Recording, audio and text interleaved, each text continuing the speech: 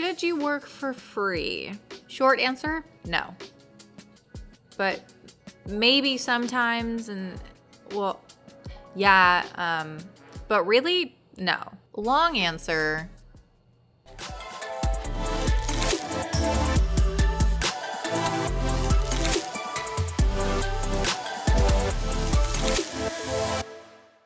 hey, I'm Carrie. Welcome back to my channel, or welcome for the very first time. All around, welcome. I'm Carrieblogger, a career freelancer on Fiverr.com, where I've been selling as a Fiverr Pro verified copywriter for about the past 9 years. And in today's Freelance Friday video, like I said, we are answering the age-old question. I don't know if it's actually an age-old question. We're answering the question, should you freelance for free?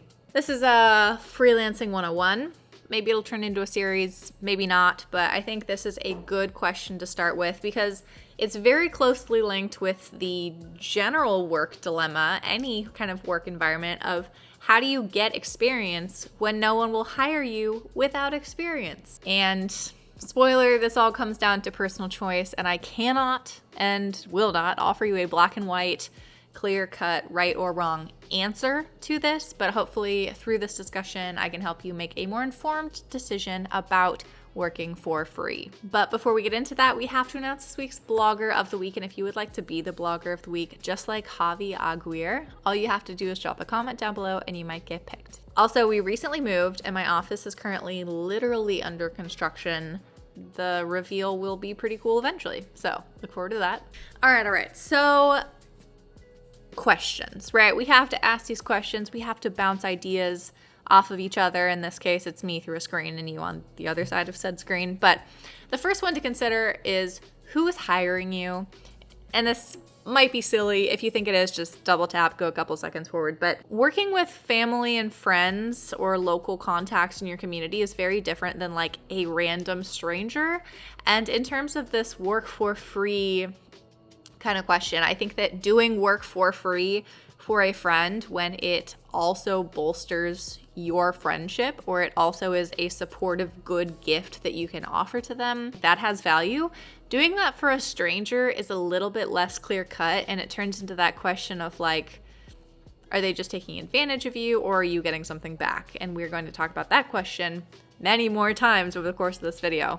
And the next iteration of that is this even a good working relationship? On one hand, if you are working for free, you can quit anytime, right? If it sucks, if they're not treating you well, if the project is going downhill, you can quit, you know? No harm done. They didn't pay you for anything. You don't really have to deliver anything. But I do think that if the other person invests some money into the experience of working with you, they're more likely to take it seriously. I personally have never worked for free. As a musician, I've worked for free, but that's a separate story. But yeah, like, it makes sense that you'll probably have worse client relationships, client experiences in general if people think that they can take advantage of you or that they own you without having to give anything back. I don't know. This is a weird one, and it's even kind of hard to describe, but I feel like you know where I'm going with this, right? So if you're on the fence and you think that maybe it's not a great relationship anyway. But first, let's take a second to talk about today's video sponsor, Xtiles. Xtiles is a freemium writing prep tool that makes it easy to gather, organize, and share content. Images, videos, links, quotes, to-do lists, Xtiles puts it all together. Plus, with real-time editing options, you can collaborate with a team or gather feedback from clients. Go even deeper and follow your train of thought with tabs and subpages. No more chaos. Thanks again to Xtiles for sponsoring this video. We also need to discuss who kickstarted this arrangement, right? Did you pitch work to them for free?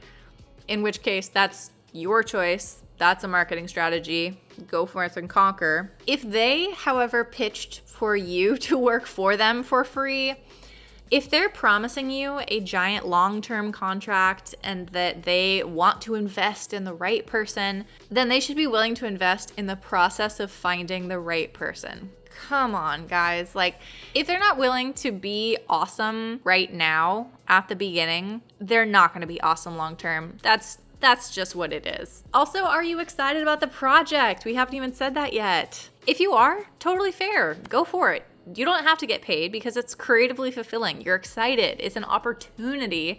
And this would fuel you more than money would. And if it's just about the money, would be like a barrier for you to lose out on something you're really excited about, then do it. Like, life is about so much more than money. And you know in your heart, if creatively, this is exciting. If it fuels you and fills you up with joy and it helps you to not burn out, for example, or if it helps you to like break into something new that you're passionate about and want to get going in that direction, yes, obviously, then yeah, you should work for free. Just make sure that it's a net positive for you and your career in the long run. So then we talk about what's it gonna get you? You know, if it's not gonna get you money, that's fair. Life is not all about money. That's not all that matters. Maybe it's for practice and growing your portfolio. You can get that practice for free. You can choose the projects that are fulfilling for you. You can choose to create samples that you think are representative and impressive to the target clients that you want to work with. And often when someone is coming to you and pitching, hey, do this for free, you can share it, they're kind of superimposing their project over the top of what you know is best for your own business.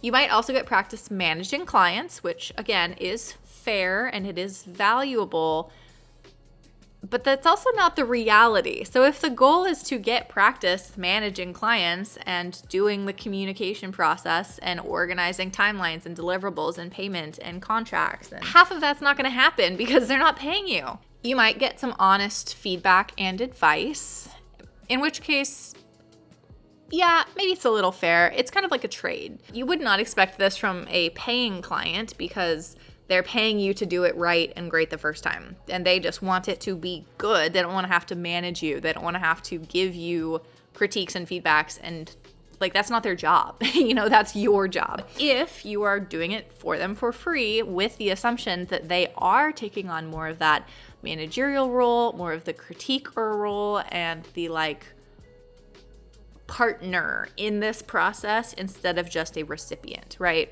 Sure, I do think it's going to be hard to find someone who would take that role seriously, especially considering, again, the kind of client who doesn't want to pay.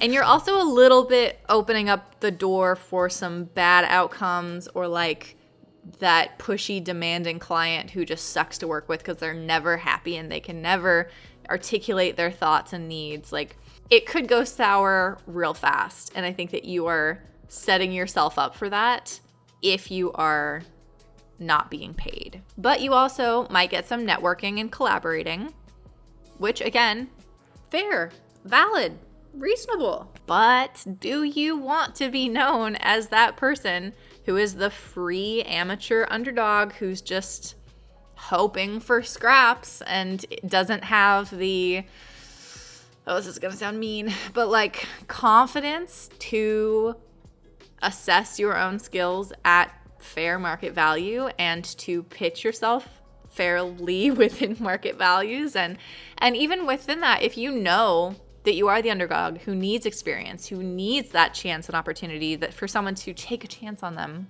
if you are a real pro, you would be doing that work yourself to prepare before you start pitching to clients. And I know that sounds mean. I'm so sorry. I don't know if that's the way you want to be introduced. So I'll leave you with a teeny tiny story. So I hired a contractor for the house for a project, and I got quotes from two people. One guy quoted $425, and he wasn't great, but he seemed, decent, reliable, whatever, and it was a great price. Another guy quoted $650, but he seemed awesome, like a lot of box ticked. And I really thought, man, I wish that this guy's price was just a little bit lower. Price was a concern for us on this project, but I wanted to hire him. So guy checks in with me because his touch marketing is great. His customer management, he had a lot going on. And he messaged and said, hey, is there anything I can do? I really want to get this project scheduled on the books. Do you have any questions? And I said, this other guy quoted $425. I really appreciate everything you've done to be so helpful, but I'm going to have to hire him. And this guy, instead of just saying, I'll go to $425 and match his price, or even $400 and beat him, which they could have done, he said, okay, I really want to work with you. I'm so confident that what I'm going to do will be great. I'm confident that I will have word of mouth recommendations from your neighbors. I'm confident that this will be worth it for my business in the long run. I'm going to charge you $450. And I guarantee that I'm $25 better than whatever that other guy was going to do for $425. Sold. For him to say I'm $25 better than whatever that guy was going to do, that was a ballsy move. And I respect that. You know the drill. If you're still watching, you're my actual hero.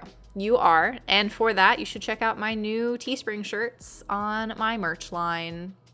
You should. They're pretty cool and I'm very proud of them. Please make sure to check out links to stuff I've got going on in the pinned comment and description down below. Lots of good stuff there. And remember, you are worth so much more than your workload. Let's get back to work.